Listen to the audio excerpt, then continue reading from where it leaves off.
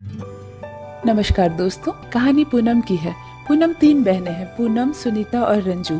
3 बहनों के बाद एक छोटा भाई है जो अभी पढ़ाई कर रहा है, और पूनम के एक बड़े भैया हैं जो इंश्योरेंस कंपनी में काम करते हैं और अपना परिवार का खर्च उठा लेते हैं। उनकी पत्नी है और एक बच्चा भी है।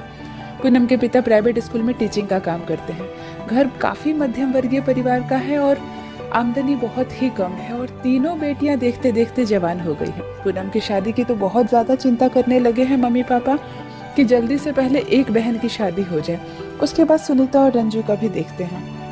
पूनम के लिए प्रकाश का रिश्ता आता है। प्रकाश अपने घर का बड़ा लड़का है। प्रकाश के बाद बिल्कुल शादी लायक रजनी नाम की छोटी बहन है।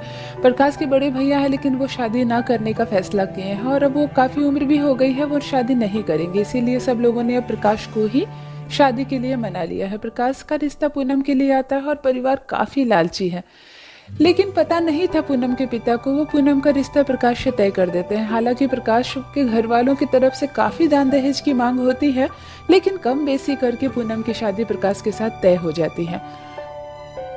पूनम की माँ यही कहती है कि जी आपने कह तो दिया कि दामाद जी को हम एक मोटरसाइकिल भी देंगे, कैश भी देंगे, सोने का हार देंगे, अंगूठी देंगे, लेकिन आपने इतना सारा कह दिया, हमारी 2 बेटी और भी तो है। पूनम के पिता कहते हैं जी एक पहले लड़की की शादी होने दो, उसके बाद 2 बेटियों का हम सोचेंगे, लेकिन पहले जिसका रिश्ता तय हो गया उसकी शादी हम अच्छे से दे लेकर कर देंगे। पूनम देख रही है कि घर में काफ़ी खींचाखींची है, पैसे की काफ़ी दिक्कत है, लेकिन प्रकाश के घर वालों का डिमांड कम नहीं होता है। फाइनली पूनम और प्रकाश की शादी तय हो जाती है। 2 महीने में पिताजी कहाँ कहाँ से इंतज़ाम करते हैं। पलंग लेते हैं, गद्दा लेते हैं, एक फ्रिज है, एक बड़ा टीवी है, लड़के के लिए मोटरसाइकिल है तो सोने का चेन है, एक एक चीज इकट्ठा करते हैं। बड़े भाई भी थोड़ी बहुत जमा पूंजी जो रखे थे उसने अपने बेटे की पढ़ाई के लिए, वो भी बहन को देकर निपटारा कर देते हैं, और साफ साफ पिताजी से कह देते हैं कि पिताजी अब सुनीता और रंजू की शादी में मैं कोई सहयोग नहीं कर पाऊंगा। पिताजी कहते हैं अच्छा ठीक है, पहले एक को तो निकाल लो, फिर 2 का सोचता हूँ। जैसे तैसे पूनम की शादी हो जाती है। पूनम को मालूम है कि मायके लगभग पूरा खाली हो गया और सर पे 2 बहनें हैं। सुनीता की शादी का रिश्ता भी बहुत जोर शोर से आ रहा है, बस पैसे के लिए ही बात अटकी हुई है। अगर पैसों का इंतजाम हो जाए तो सुनीता इसी साल निकल जाए, लेकिन पैसे ना होने की वजह से पूनम के पापा अभी रिश्ता टाल रहे हैं। सुनीता भी जवान हो गई है। पूनम को ये बात की आस है कि अगर मैं ससुराल जाऊंगी और मेरा ससुराल अच्छा रहा, सहयोग किया, तो मैं सुनीता की शादी में कुछ मदद कर पाऊंगी। लेकिन पूनम तो पड़ जाती है लालची ससुराल वालों के हाथों में। शादी करके जैसे पूनम जाती है, काफी दान दहेज लेकर गई है। जो हैसियत नहीं थी पूनम के पिता को वो भी देते हैं वो अपनी बेटी की शादी में। भाई भी मदद करते हैं, एक रेफ्रिजरेटर, एक बड़ा टीवी जो कब बिल्कुल बजट में नहीं था वो एक्स्ट्रा लेकर पूनम की शादी होती है। फिर भी पूनम विदा होकर जाती है तो सासू माँ, बुआ, सास और एक चाची सास के ताने का शिकार होती है। कुछ भी नहीं लाई है, भिखारी के घर से आ गई है, इससे तो अच्छा हमारे चंपारण वाला रिश्ता था, वो तो बहुत कुछ देता है। इस तरह की बहुत सारी बातें पूनम सुन रही थी। पूनम की आंखों में आंसू आ जाती है। वो प्रकाश से कहते हैं कि आप लोग जितना मांगे हैं मेरे पापा ने दिया ना, फिर माँ जी क्यों नाराज है। प्रकाश साफ साफ कह देता है देखो पूनम, मेरी माँ, मेरी चाची, बुआ जो भी बोल रही है उसमें मैं पूरा सहयोग करता हूँ। तुम्हारे पिताजी ने जितना प्रॉमिस किया उतना नहीं दिया। बहू तो कोई भी आ जाएगी, जिस लड़की से मैं शादी कर लूँगा वही विदा होकर यहाँ आ जाएगी, और मेरा घर इतना बड़ा है, भला कोई किस्मत वाली लड़की होगी जो यहाँ आई है शादी कर कर। तुम अपनी किस्मत पर नाज करो कि तुम्हारी शादी मुझसे हुई है। बाकी रहे जो सामान बाकी रह गई है वो अपने पिताजी से कह दो कि शादी में इंतजाम नहीं कर पाए तो कोई बात नहीं, हम बहुत निर्दयी नहीं हैं, हम उन्हें कुछ दिन का मोहलत देंगे, पर 6 महीने के बाद वो जितनी चीज़ें नहीं दे पाई हैं शादी में वो सब भी दे दें। पूनम कहती है अब मायके से मेरे कुछ नहीं मिल पाएगा, मेरे बाद 2 और बहनें हैं और दोनों जवान हो गई है, आपसे क्या छुपा है। आप तो सुनीता और रंजू से मिलकर आए हैं। सुनीता के रिश्ते की भी बात चल रही है, उसकी भी शादी हो जाती है अगर पैसों का इंतजाम होता। प्रकाश कहता है वो सब मुझे नहीं मालूम, अभी सुनीता की शादी में पैसे निकालेंगे ना बाबूजी तो तुम देखते रह जाओगी। ये सब चोचले बहुत पुराने हैं, एक बेटी की शादी में हाथ खाली हो गया, ऐसे थोड़ा ना होता है। ये कहकर प्रकाश वहाँ से चला जाता है। पूनम अफसोस करने लगती है। पद फेरे के लिए पूनम मायके जाने का रिवाज है कि पूनम और प्रकाश मायके जाएंगे। तभी प्रकाश को उसकी माँ जी सिखाती है कि देखो बेटा, वहाँ जाकर रूठ जाना, और ना चाय पीना, ना पानी पीना, ना एक दाना अनाज का खाना। पहले कहना मोटे सोने की अंगूठी सामने धरो, मैं अंगुली में पहन लूंगा, तभी इस घर का पानी पीऊंगा। पूनम कमरे से ही सुन रही है। प्रकाश भी सीख कर तैयार हो जाता है। ठीक है माँ, सोने की अंगूठी तो मैं ले ही लूंगा बुढ़े से। इस तरह के शब्द पूनम सुनती है तो वो समझ जाती है कि मैं शायद किसी गलत घर में ब्याह कर आ गई, लेकिन कोई बात नहीं, आ गई तो आ गई, यहाँ से कभी नहीं जाऊंगी। पूनम को कहता है प्रकाश तैयार हो जाओ, मायके नहीं जाना क्या? आज पचफेरे की रस्म है, शादी को 3 दिन हो गए हैं।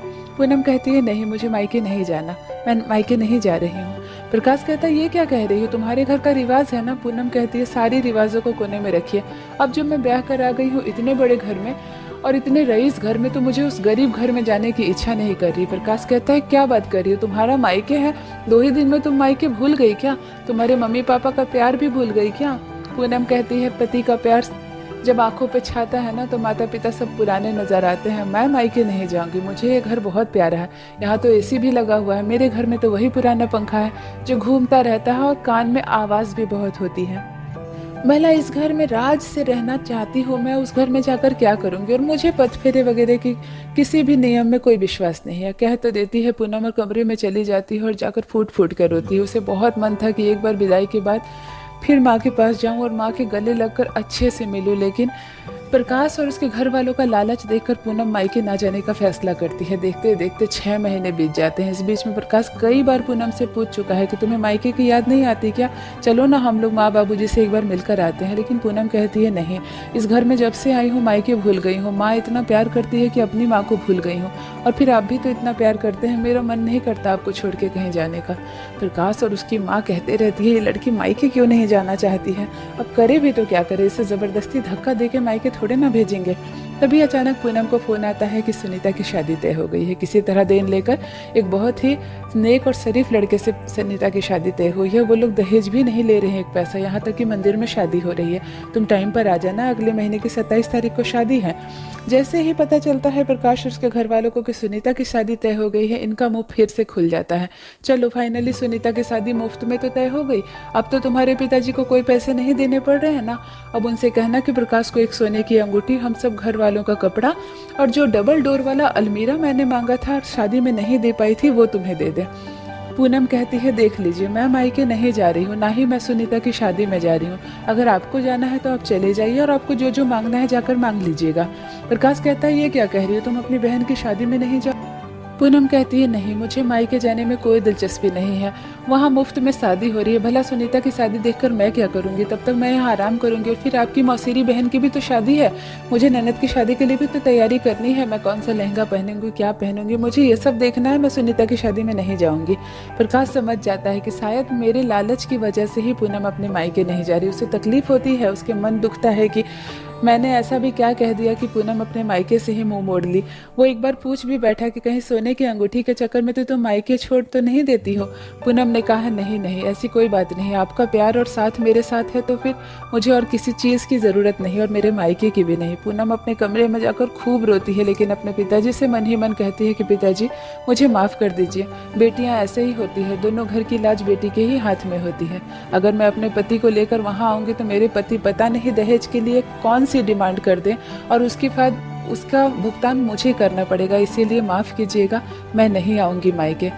मैं मायके तब तक नहीं आऊँगी जब तक अपने पति और अपने ससुराल को पूरी तरह अपने प्यार से अपना न लूँ और लालच का ये पर्दा इन सब की आंखों से हटा न लूँ। तो ये थी दोस्तों एक बेटी की कहानी जो मायके ना जाने की कसम लेती है। आशा करती हूँ ये कहानी आपको रोचक लगी होगी। मेरी कहानियाँ पसंद आए तो मेरे चैनल को सब्सक्राइब ज़रूर कीजिए। बने रहिए मेरे साथ। धन्यवाद।